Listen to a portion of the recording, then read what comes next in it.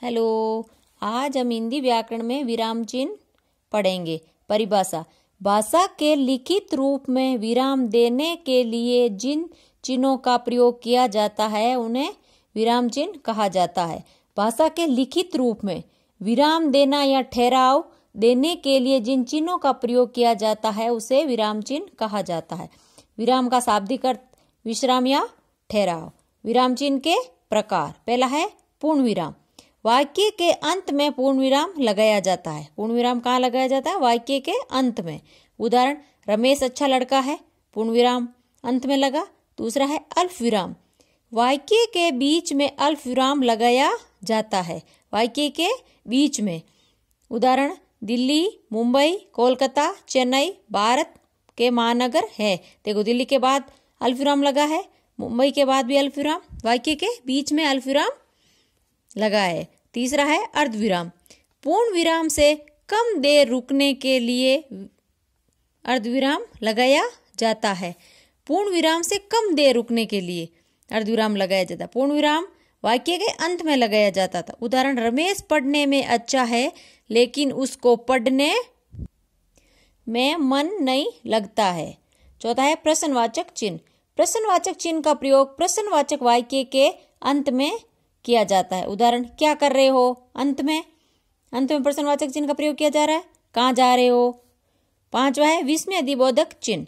हर्ष, दुख, घृणा, शोक, आश्चर्य आदि भावों को व्यक्त करने के लिए विस्मय अधिबोधक चिन्ह लगाया जाता है। उदाहरण: अरे तुम आ गए, वाह तुमने तो कमाल कर दिया। अरे विस्मय अधिबोधक चिन्ह लगा है। छठा है उद्धरण चिन्ह। जब किसी के कथन को बिना परिवर्तन के ज्यों का त्यों लिखा जाता है वहां उद्धरण चिन्ह लगाया जाता है। उद्धरण चिन्ह दो प्रकार के होते हैं: दोहरे उद्धरण चिन्ह और इखरे उद्धरण चिन्ह। उदाहरण: रामधारी सिंह दिनकर ओज के लेखक हैं। देखो, रामधारी सिंह दिनकर में क्या लगा है? इखरे उद्धरण चिन्ह लगा है। महावीर ने कहा अहिंसा परमो धर्म, इसमें कौन सा उद्धरण है? दोहरा उद्धरण चिन्ह लगा है। सातवां है योजक चिन्ह। योजक चिन्ह का प्रयोग शब्द युग्मों के बीच में किया जाता है। दो शब्दों को जोड़ने में भी किया जाता है और शब्द युग्मों के बीच में भी प्रयोग किया जाता है। उदाहरण: माता और पिता। माता पिता के बीच में क्या है? योजक चिन्ह है। इसने श्री राम कृष्ण जैसे सपूतों को जन्म दिया है। क्या लगा है? योजक चिन्ह लगा श्री राम और कृष्ण के बीच में। आठवां है निर्देशक चिन्ह। ये चिन्ह योजक चिन्ह से थोड़ा बड़ा होता है। एक शब्द को दूसरे शब्द से अलग करने के लिए एवं विशेष बात का उल्लेख करने के लिए निर्देशक चिन्ह का प्रयोग किया जाता है। उदाहरण: तुलसीदास का कथन। निर्देशक चिन्ह है। राम की महिमा अपार है। नौवां है विवरण चिन्ह। इस चिन्ह का प्रयोग वाक्य में जानकारी, सूचना या निर्देश को दिखाने के लिए किया जाता है। विवरण चिन्ह का प्रयोग वाक्य में जानकारी, सूचना और निर्देश दिखाने के लिए किया जाता है। उदाहरण: सर्वनाम के निम्नलिखित भेद है। देखो, सर्वनाम के निम्नलिखित भेद है और आगे भेदों के नाम लिख देंगे। ये उद्धरण चिन्ह लगा दिया।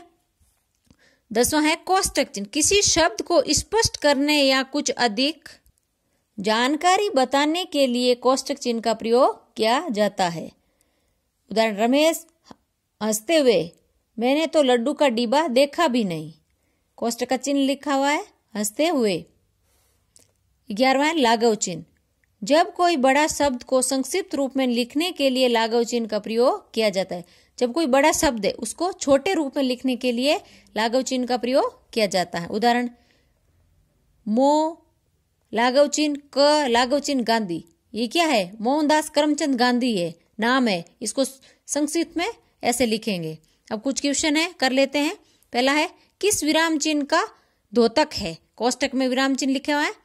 विवरण, कोष्टक, उद्धरण और लाघव किस विराम चिन्ह का द्योतक है? किसका है ये? उद्धरण का। दूसरा है निम्नलिखित में से कौन सा अल्प विराम चिन्ह है? 4 ऑप्शन दे रखे हैं। कौन सा अल्प विराम चिन्ह है? अल्प विराम कौन सा है? तीसरे नंबर पे तीसरा क्वेश्चन है निम्न में से योजक है। 4 ऑप्शन दे रखे हैं। योजक चिन्ह कौन सा है? तीसरे नंबर पे है। चौथा क्वेश्चन है गौरव गाथा में कौन सा चिन्ह लगा है? गौरव गाथा में लाघव, योजक, हंस पद और अवतरण कौन सा लगा है? योजक चिन्ह लगा है। ये थे हमारे विराम चिन्ह।